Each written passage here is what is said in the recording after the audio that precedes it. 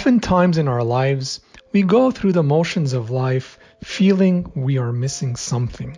In the midst of all the busyness of our day-to-day needs, whether it be our work, our schools, our family life, we find ourselves often distracted and barely able to squeeze some time with God.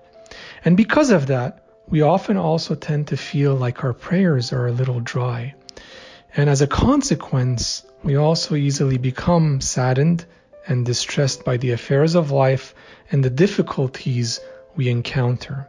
St. Gregory the theologian in Oration 17, he mentions that sometimes we'll go through a difficulty in our life and we find no comfort in friends, we find no comfort in words, we find no comfort in anything. But then he gives us a solution.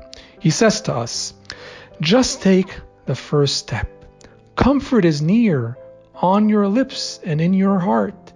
I remembered God, says the psalmist, and rejoiced. What could be easier than remembering? You too remember and rejoice. The remedy is so simple, the cure so fast, the gift so magnificent. The remembrance of God not only lulls the sense of desolation and anguish, but also gives rise to joy. St. Gregory here tells us simply to remember God is a quick cure, a fast cure.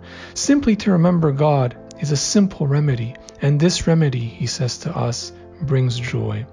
And so let us train ourselves to remember God in our lives. In the midst of our day, train ourselves to remember Him often.